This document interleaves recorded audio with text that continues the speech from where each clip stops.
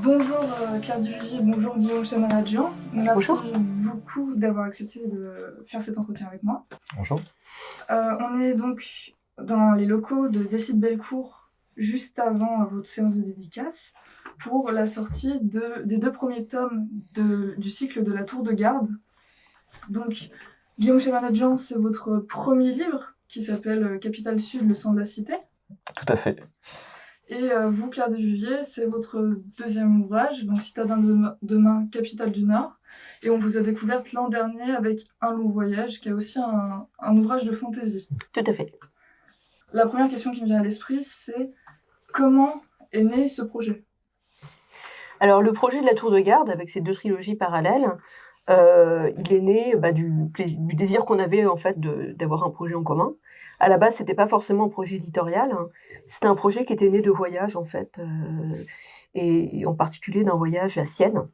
On a adoré la ville de Sienne, très belle ville médiévale, avec différents quartiers qui ont chacun comme symbole le nom d'un animal, avec chacun son église, sa fontaine, où les symboles se retrouvent. Donc on y a passé des journées un peu enchantées. Oui, à se chercher, perdre un petit peu dans les ruelles, à chercher un peu les fontaines avec les emblèmes des animaux pour juste un jeu de piste en fait.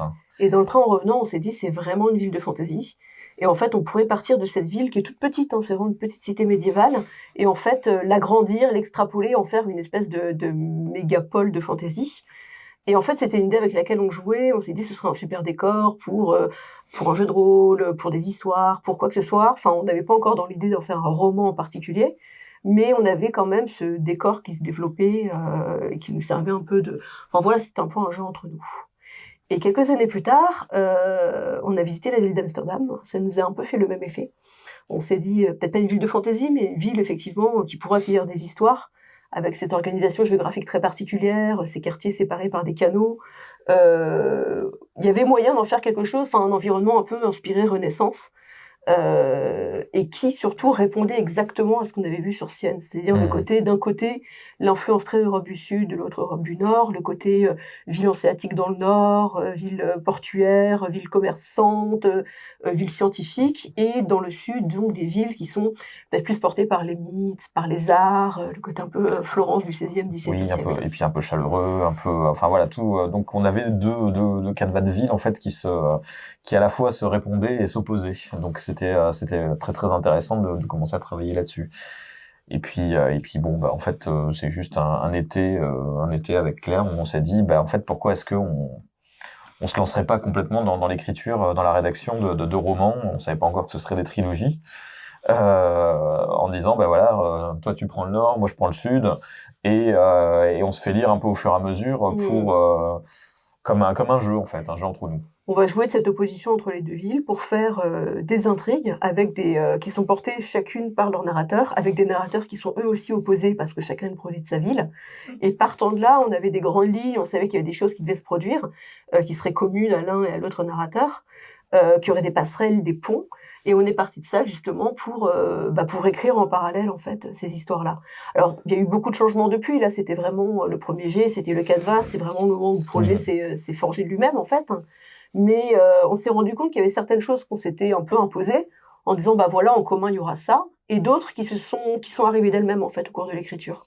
Et on s'est dit c'est marrant, on a tous deux eu l'idée d'avoir quelque chose sur les relations frères-sœurs, on a tous les deux eu l'idée il y avait quelque chose de mettre l'accent sur l'éducation par exemple.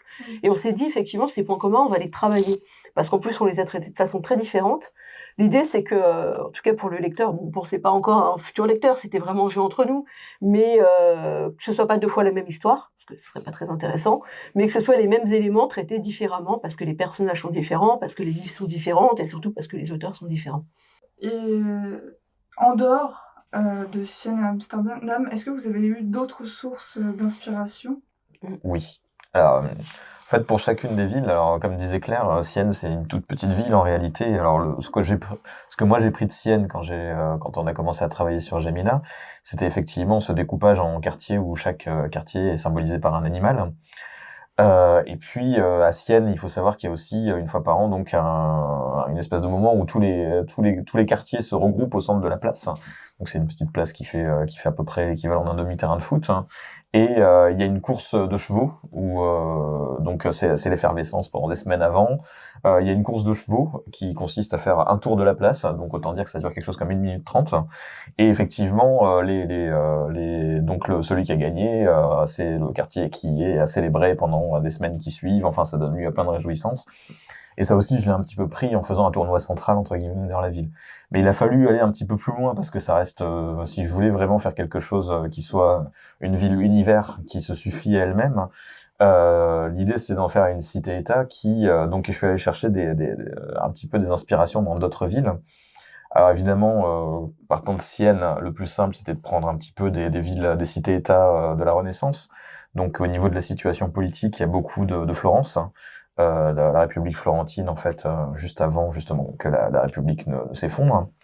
Il y a un petit peu de San Gimignano, qui est aussi une minuscule cité-État en Italie, où j'ai pris toute une organisation, enfin, et puis ne serait-ce que le nom, puisque San Gimignano, ça évidemment a fini par donner Gemina.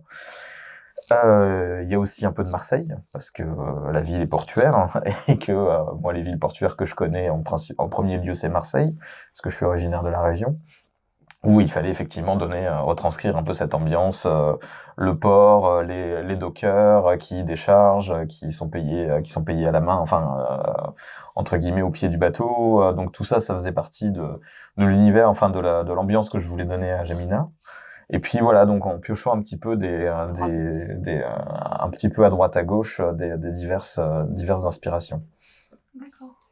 Et moi, du coup, pour De Haven, donc effectivement, là encore, on est parti d'une inspiration réelle qui est Amsterdam, mais que j'ai un peu élargi, du coup, à différentes villes hanséatiques, tout ce qui était Grand Port, ville du Nord. Donc, on peut voir aussi un peu de Bruxelles aussi dedans.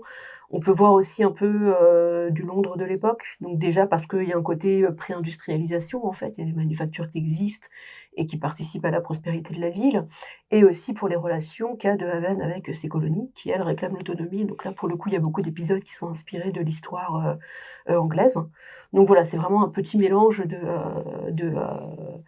d'influences diverses. On peut même trouver un petit peu de Paris aussi pour la division en quartiers, en fait, de la ville.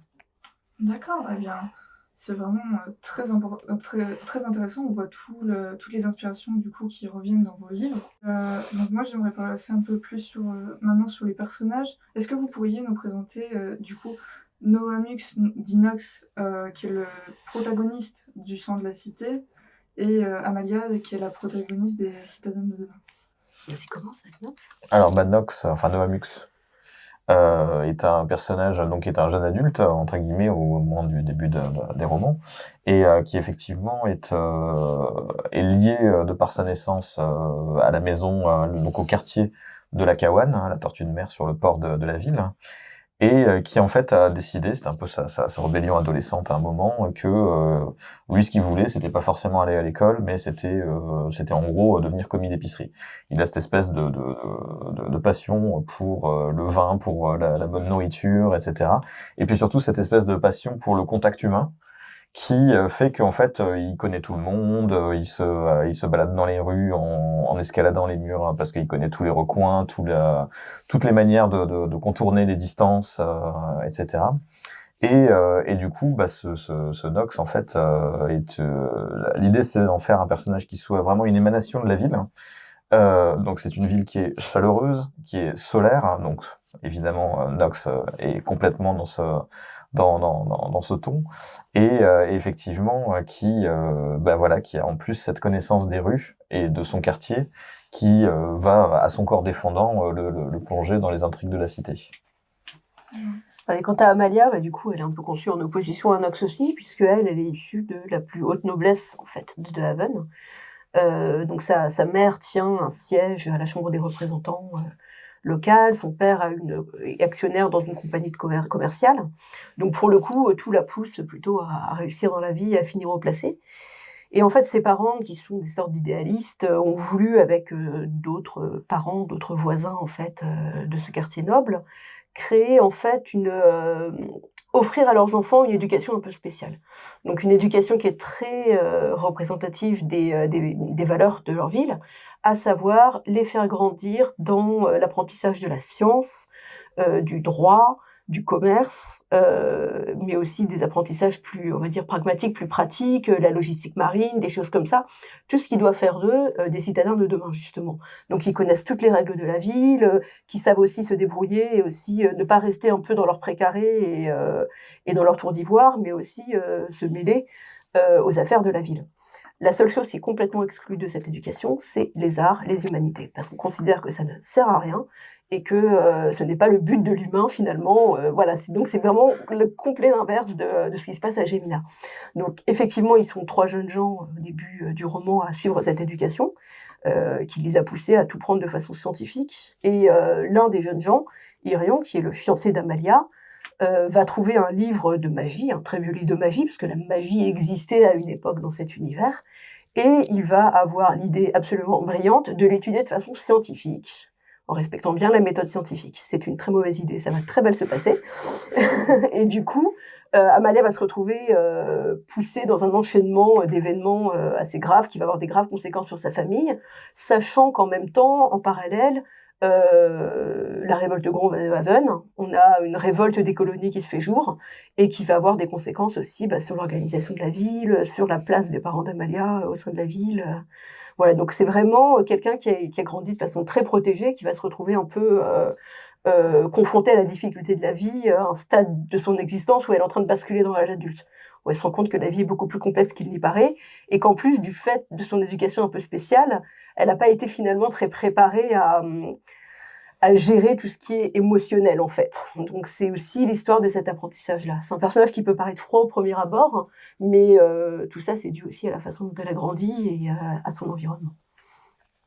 Donc c'est vraiment 2 personnages qui sont opposés, tout comme les villes. C'est des Exactement, représentations, un peu des incarnations, des personnifications des villes. Complètement. Donc ces personnages aussi, ils vont interagir avec beaucoup de monde. Moi j'avais plus une question sur comment vous procédez dans votre création du coup des personnages. Est-ce que est-ce que vous les avez créés un peu sur le vif, en voulant les mettre en place dans votre jeu, ou est-ce que vous les avez vraiment étudiés à l'avance Ça dépend lesquels. Ça dépend lesquels, en fait. Oui, effectivement, on allait faire la même réponse. Il y a des personnages qu'on a évidemment traités très en amont parce que ils font partie de l'intrigue. Comme disait Claire, dans la manière dont on a travaillé, on s'est donné, avant même de commencer à écrire, les grandes lignes des intrigues de chacune des trilogies. Donc, il y avait un certain nombre de personnages qui étaient, entre guillemets, incontournables, sur lesquels, dès le début, on savait où on allait. Ou en tout cas, on savait quelles étaient leurs fonctions. On n'avait pas forcément tous leurs traits de caractère, mais on savait où on allait avec eux. Donc effectivement, ces personnages-là, on les a créés en amont, et après, évidemment, on les a brossés un peu au fur et à mesure parce qu'ils sont aussi un peu façonnés par les événements qui se déroulent dans les romans. Et puis après, il y a aussi plein de personnages qui sont là, qui sont des personnages secondaires, j'ai envie de dire, mais je crois que clairement, on est tous les deux assez convaincus que finalement, ce qui peut faire le sel d'un bon roman, c'est aussi les personnages secondaires. C'est très important, surtout quand on parle de ville, parce que ce sont eux qui aussi peuplent la ville, ce sont ces personnages avec lesquels il peut y avoir peut-être 1-2 interactions, mais il faut qu'ils soient quand même travaillés, donc ceux-là, on les a fait effectivement peut-être un petit peu plus au fur et à mesure. Puis moi, en fait, dans mes romans, j'ai toujours un peu une réflexion sur qu'est-ce que c'est qu'un personnage secondaire. Ouais.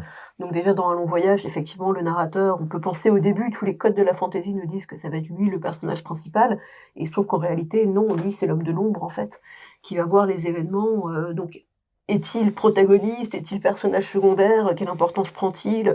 Bon, c'est tout l'enjeu d'un long voyage. Et du coup, dans Citadin de demain, de même, j'ai vraiment voulu travailler beaucoup de personnages secondaires, en sachant que certains vont prendre une importance qui est peut-être pas prévue au début.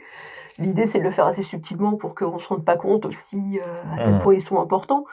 Si on désigne dès le début, si on décrit trop un personnage, ou si on met trop l'accent sur lui alors qu'il ne se passe pas grand-chose dans le tome 1, ça met la puce à l'oreille, forcément. Donc l'idée, c'est de réussir Oui, il faut un petit peu à distiller. piéger un peu le lecteur, c'est quand même plus intéressant comme ça. Et il faut savoir aussi qu'au bout d'un moment, ces 2 trilogies, elles vont se croiser. Et ce qui va être aussi intéressant, c'est que des personnages principaux de l'une des trilogies deviendra personnage secondaire de l'autre, et vice-versa, en fait. Donc, pour moi, il y a une leçon un peu de relativisme en termes de narration, c'est à savoir qu'un personnage qui nous paraît très central, finalement, il est le personnage principal de sa propre histoire, mais finalement, c'est un personnage secondaire de l'histoire d'un autre personnage, quoi. Et puis, une des choses dont on n'a jamais discuté clairement, en fait, avec Claire, donc elle parlait effectivement d'un long voyage où le personnage qui apparaît comme le personnage principal n'est finalement pas tant le personnage principal que ça. On n'en avait pas forcément parlé, nous, avant de se lancer dans la rédaction de la Tour de Garde, mais quelque part, c'est aussi un peu ça dans la Tour de Garde. Finalement, Nox, c'est plus le raconteur de ce qui se passe autour de lui. Nox est à la fois narrateur, il peut aussi être moteur de l'action, mais quelque part, c'est pas tant lui le héros. En fait, les seuls qui font des actions héroïques, finalement, ne sont pas lui. Il y a deux personnages qui agissent de manière, pour le coup, typiquement héroïque, et lui ne fait que rapporter ce qui se passe. Oui, c'est vrai, Mhm. quand on y pense. Mais c'est très intéressant comme point de vue, puisque c'est assez atypique, on ne le voit pas. Souvent, le narrateur, quand c'est raconté à la première personne, c'est le protagoniste, alors que là, c'est une personne qui vient rapporter des faits. Et donc, c'est vraiment intéressant de le lire. Mhm. Surtout que la personne, du coup, ne prévoit moins, puisque ce n'est pas elle qui va faire les actions les plus... Exactement, et ça lui tombe un petit peu dessus, entre guillemets, Oui, c'est le dans caméra certains aussi. côtés. Et il y a aussi une question bon, qui se posera du coup par la suite, c'est, enfin, je parle des tomes 2, c'est comment est-ce que lui se positionne par rapport à ses amis qui, eux, ont agi quand lui n'a rien fait. Et du coup, voilà, qu'est-ce qu'il peut faire pour réparer tout ça? Moi, j'avais aussi un peu essayé de jouer sur cette même attente du lecteur. C'est qu'effectivement, dans Les Citadins de demain, les trois personnages qui sont les Citadins de demain, il y en a un qui serait en fait le héros tout désigné, en tout cas dans un texte, dans une intrigue un peu plus classique. Le troisième citadin de demain, Jonas, en fait, dans un autre roman, Mhm. ce serait lui le personnage principal. C'est un parvenu, il est sorti de sa caste, il se retrouve à fréquenter des gens plus haut placés que lui, il a des envies de revanche sociale, il a des envies de rébellion et de révolte. Et effectivement, je pense que dans un autre roman, ça aurait été lui le personnage principal, mais je trouvais intéressant plutôt d'assister à cette révolte et à cette conceptualisation de son statut social d'un regard extérieur qui est celui d'Amalia, qui elle n'a aucune raison, en tout cas au premier volume, au début de cette histoire, de remettre en question ce statut social, puisque elle est complètement Mhm. avantagée par ce statu quo en fait. Et qui ne comprend pas d'ailleurs que Et ce voilà, personnage puisse avoir justement des revendications. c'est aussi Mhm. on va dire l'histoire de comment elle arrive à le comprendre et comment elle arrive à s'ouvrir aussi à d'autres façons de penser que la sienne. Et je Mhm. trouvais plus intéressant justement de raconter cette histoire-là que de raconter une histoire peut-être plus classique et plus familière, on va dire, du jeune parvenu qui arrive à sortir de sa situation et Mhm. voilà. Donc ça me paraissait intéressant d'avoir ce point de vue un peu sur un pas de côté, quoi. Oui, c'est sûr que ça amène un nouveau regard, une nouvelle perspective. Toujours dans la création, je voulais vous demander comment vous choisissez les noms de vos personnages. Oula, c'est tellement dur. Alors, C'est ce que j'aime le moins. Enfin, c'est ce que je c'est trouve le plus pénible. c'est très difficile. Ouais. Ouais. Moi, bon, alors pour Citadin de demain, c'est très inspiré, on va dire, Pays-Bas au sens très vague, on va dire. C'est peut-être plus intéressant dans un long voyage où effectivement, comme il y a plusieurs nationalités qui sont présentes, j'ai essayé de trouver des façons de nommer qui soient différentes et qui disent tout de suite, enfin, qui sont assez parlantes sur l'origine du personnage. Donc dans l'archipel, par exemple, les prénoms, enfin c'est juste des noms d'ailleurs, il n'y a pas de nom et prénom, c'est juste des noms et ce sont des noms communs en fait. Donc le protagoniste s'appelle Yes, il y a une prouesse, il y avait ses enfants étincelles, chansons, voilà.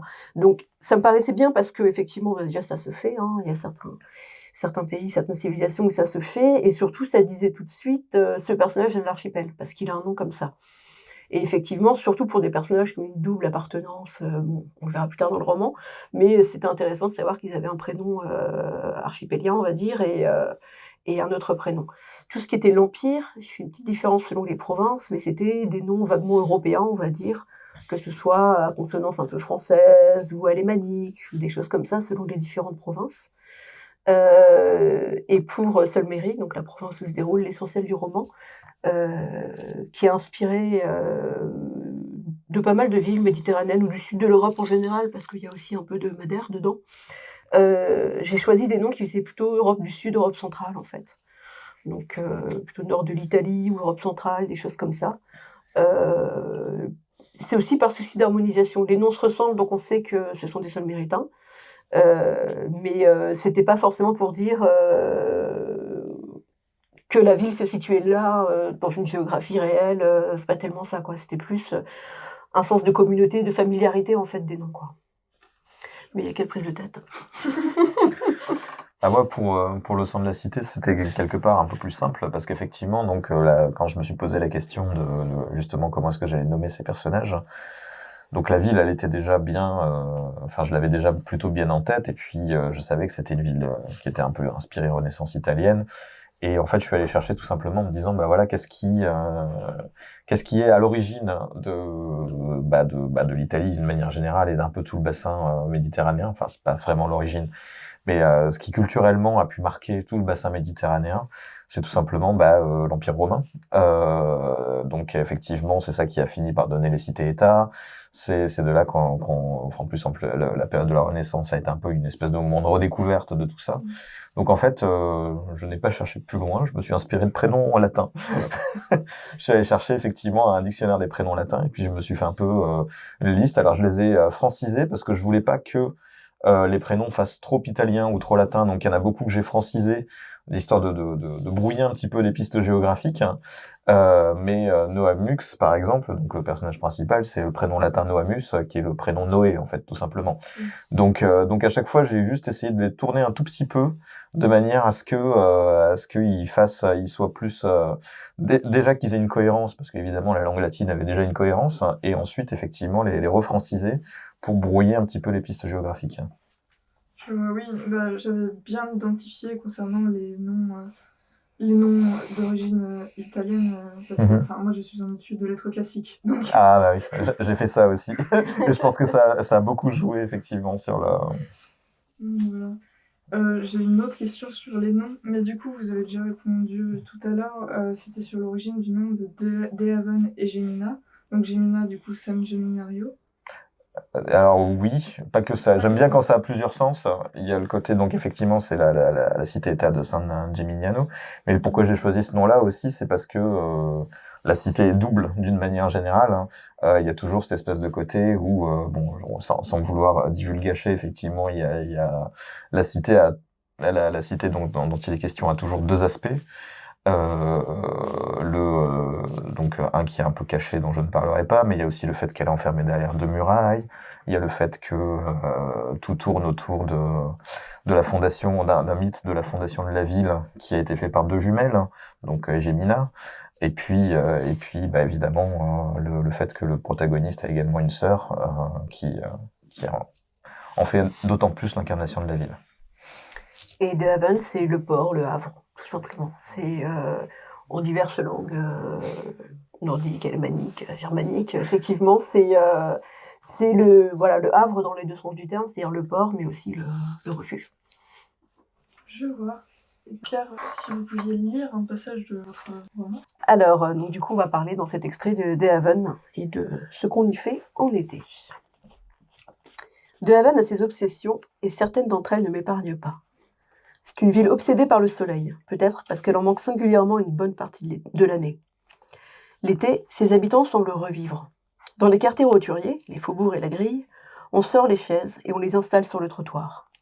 Les estaminets font terrasse et on perce les tonneaux dans la rue. Dans la citadelle, le quartier noble, on ne s'installe pas sur n'importe quelle voie publique, ce serait vulgaire, mais sur les gabeleurs qui deviennent chaque belle saison le dernier salon où l'on cause. Quelle que soit la classe sociale, les manches se retroussent et les peaux se dévoilent.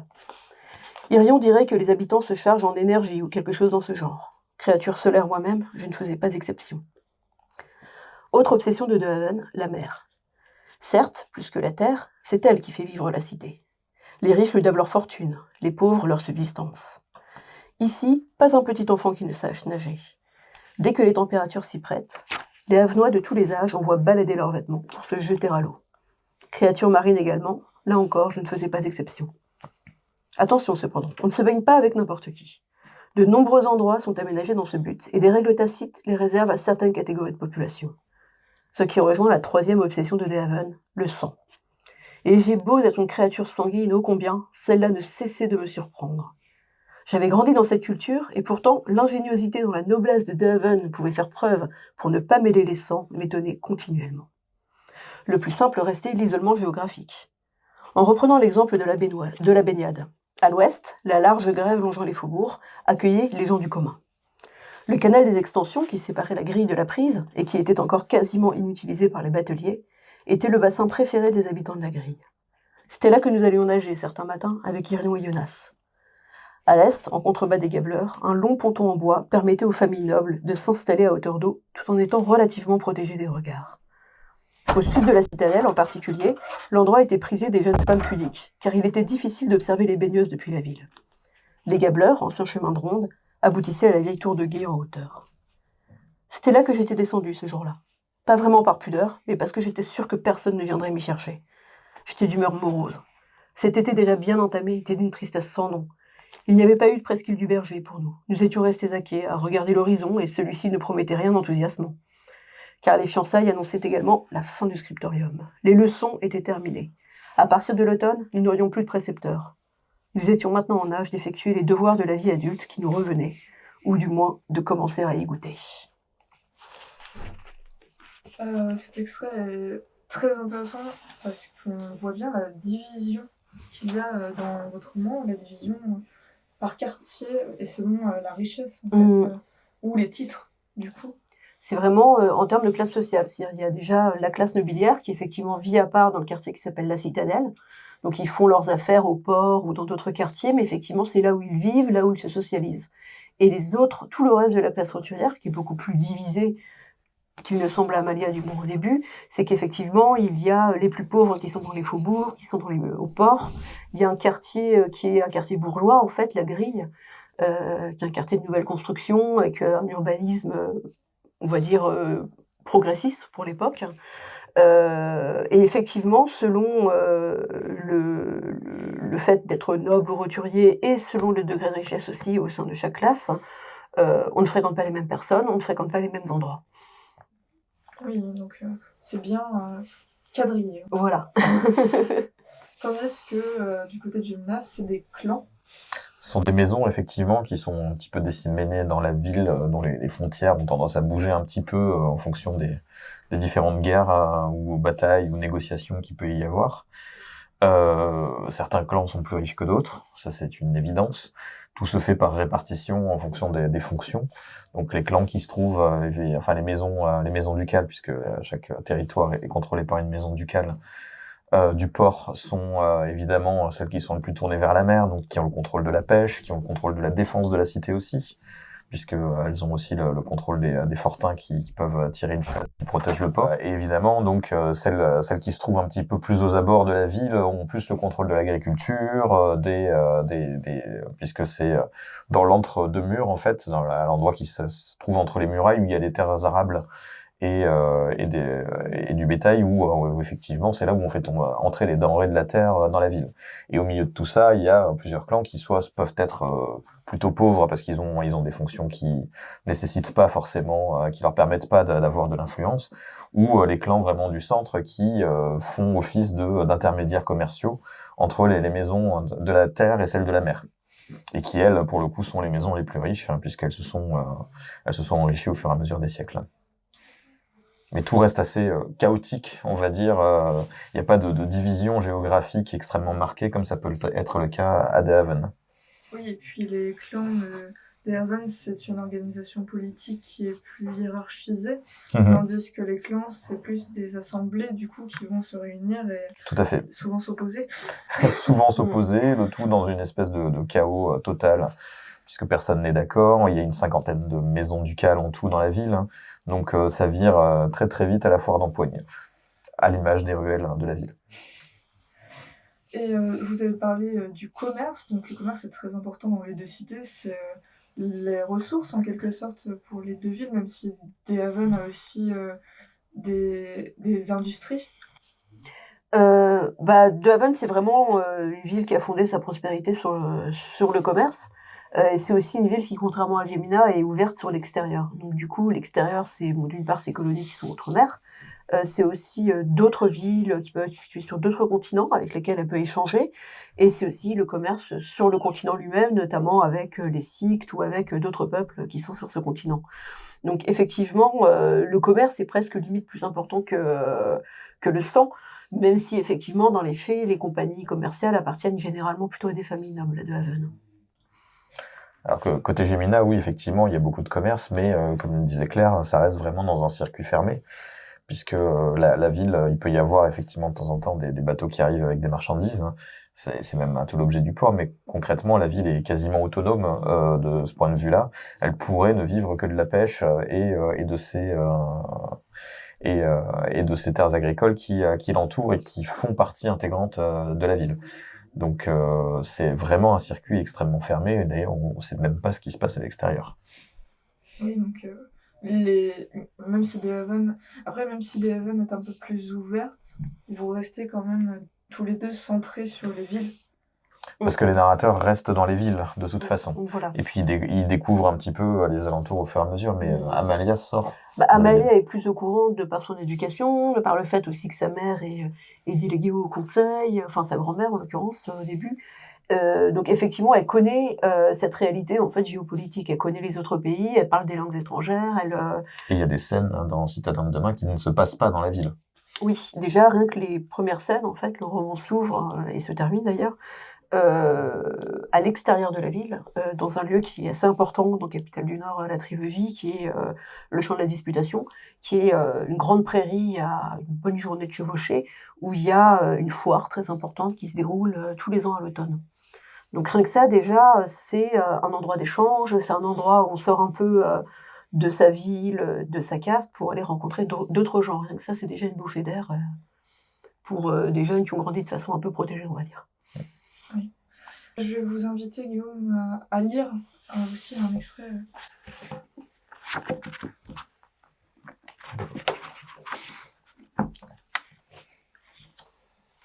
Donc c'est un peu une plongée dans la ville. Alors, je repartis en direction des Lacy en sautillant pour esquiver les passants. Et tandis que je retournais au magasin, je fredonnais bien malgré moi la comptine dont j'avais appris à aimer les paroles. Dans l'ombre des tréfonds tapis comme des loups, vivent les plus hideuses des créatures des fosses, mais rien n'est plus grotesque au moineau du fou que les cris de Servin et de ses suceurs d'os. Les ruelles étaient bondées de marchands ambulants et de crieurs de nouvelles. Je me plongeais dans la masse grouillante de vie des ruelles avec plaisir, m'enivrais des odeurs de pâtisserie mêlées d'épices et d'herbes aromatiques, les costumes bariolés d'une troupe de saltimbanques tranchés avec la pierre rouge des murs de la cité. Un estrillon coiffé d'un turban m'apostropha. « Une pièce d'argent pour un compte en or, jeune homme. » Je lui fis signe que je n'avais pas d'argent, mais il ne me regardait déjà plus. En débouchant sur l'escalier de la rue des Grands Éclats, je retrouvai le secteur dont j'avais l'habitude. La foule y était encore plus dense, la chaussée bruissait au rythme de ses habitants.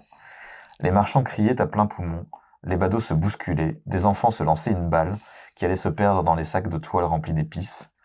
Un homme vêtu d'une tunique rouge vif crachait des flammes en haut d'un parapet, sous les applaudissements de l'assistance. Un garde de la cité se frayait un chemin en renversant les étals de légumes et en bougonnant sous son armure brûlante. Le chant de la cité. J'enjambai le vieux Cyrillux qui faisait comme d'ordinaire la manche sur le quai des Prouvives. Il me fit un signe amical de la main et je le lui rendis, m'éloignant le plus rapidement possible de lui. C'est que le bonhomme pouvait sentir une goutte de vin à 10 mètres, autant ne pas prendre de risque avec ce que j'avais dans ma besace. Les pavés étaient envahis de marchandises diverses, vendues dans la plus stricte illégalité par des camelots hurlant à gorge déployée. Ma petite taille me permettait encore de me faufiler entre les corps en mouvement, dans les allées, et je m'en servis pour évoluer dans la masse. Une fois sorti des ruelles sans nom, je m'avisai qu'il n'était pas loin de 10 heures du matin. Les clochers n'allaient pas tarder à sonner à toute volée. Les débardeurs du premier tiers de jour allaient envahir la chaussée à leur tour pour rentrer chez eux, et je me retrouverais à contre-courant des flux. Ni une ni deux, j'enjambai une murette à demi effondrée et me glissai dans une minuscule contre-allée qui servait de réserve de marchandises aux bazardeurs. De là, je pris appui sur 2 pierres pour escalader et me glisser sur un créneau surplombant la rue des Égoutiers. Quelques mètres en équilibre, puis je me laissai tomber dans une minuscule artère bien moins fréquentée et pour cause, celle-ci avait été bouchée à ses 2 extrémités par la recluse. Il n'y avait là que des dormeurs que je m'efforçais de ne pas éveiller en fredonnant. Au bleu du Ville-Souffleur fit suite un vert matin, aux avis de Cawan une victoire précoce, et au vengeur Servin ce bien maigre butin, rien que cadavre froid et de lait suceur d'os. Nouvelle escalade en mettant des racines prises dans le mortier tout en sifflotant. Je passai par-dessus la rue des Boulangers grâce à une arcade en ruine et saluai la grosse Eludia qui accourut aussitôt vers moi. « Nox » cria-t-elle par-dessus la clameur de la rue. « Ce vieux voleur de Sten me doit toujours 2 mesures de farine. »« Il te fait livrer des gâteaux au miel dès demain, dis-je en m'asseyant sur l'arcade, mes jambes pendant dans le vide au-dessus d'elle. Au prix du miel en ce moment, tu y gagnes. Mon cul si j'y gagne, et la farine aussi coûte cher. » Je soupirai. Depuis qu'elle avait repris le four familial, Eludia était connue pour sa proverbiale avarice. « Arrange-toi avec lui, lançai-je. Je gage qu'il a oublié les dégâts que ton bellâtre dans sa boutique, qu'a fait ton bellâtre dans sa boutique le mois dernier. » Plusieurs personnes dans la foule se tournèrent vers son gros visage qui rougit aussitôt. Personne n'ignorait le penchant d'Eludia pour Rykov, l'amour de celui-ci pour le mauvais vin et ses soirées de beuverie destructrice. Ne laissant pas à la boulangère le temps de se reprendre, je me redressai d'un bond et repris mon chemin en chantonnant. Il les fit se vêtir, lava les corps crottés, le moineau se para de leur odeur atroce. Nourris de vieux débris, carcasses de poulet, on les nomma de fait les enfants suceurs d'os. Je m'arrêtai de chantonner en rejoignant les quais par des marches usées. Les strophes suivantes développaient encore l'origine du nom suceur d'os, en spéculant sur les os que les 2 enfants avaient sucés en grandissant au contact du duc Servin, puisque, nourris par la Caouane, ils n'avaient plus besoin de carcasses de poulet. Évidemment, les sous-entendus étaient mensongers, j'étais bien placé pour le savoir. Mais j'avais appris avec le temps qu'on pouvait défendre son honneur contre des gamins des rues, pas contre une comptine. Et puis la mélodie était entraînante après tout. Merci beaucoup. Ce passage est très sonore. En fait. Je viens d'entendre la petite comptine et puis tout ce qu'il y a aussi dans le roman autour du chant, de la poésie, qui n'est pas du coup dans la veine. Et pour cause. Et pour cause. Mais oui, donc ça fait entendre. Mais les 2 villes restent quand même sonores, bruyantes. Donc, quand même quand on lit le livre, alors qui est un peu paradoxal, puisque justement on lit et on n'entend pas du tout normalement. Et ça montre bien aussi du coup l'opposition entre la cité de la raison et la cité des mythes. Tout à fait. Puis entre une cité extrêmement structurée, comme peut l'être des Haven, et une cité où tout est un peu chaotique, comme Gemina. Nox est commis d'épicerie, et donc vous avez tous les deux un peu développé tout ce qui est culinaire, enfin les plats, Tout à la fait. bonne gastronomie. Notre signature personnelle, on aime beaucoup la bonne bouffe, donc. C'est vrai qu'il y a de ça. Mais c'est surtout dans Capitale du Sud, parce qu'effectivement, du fait que Nox soit commis d'épicier et travaille pour un... Voilà, une épicerie fine. Après, il y a aussi une question, entre guillemets, où sur le world building, l'idée c'était de trouver en fait un moyen littéraire, entre guillemets, un moyen de narration qui permettait de parler de la ville sans en parler.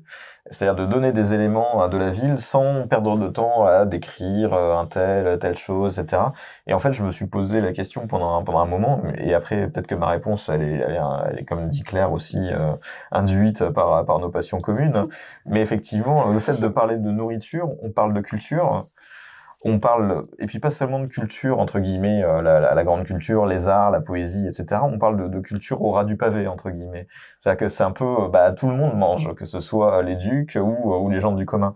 Et donc, du coup, en parlant de nourriture, ça permettait aussi de dire, voilà, ça, c'est quelque chose qui fait partie de la culture de la ville, qui structure la ville. Et le fait de faire de Nox un commis d'épicerie qui, justement, trimballe ses douceurs et sa charcuterie et son vin un petit peu partout, ça participe de cette ambiance particulière que je voulais donner à la cité.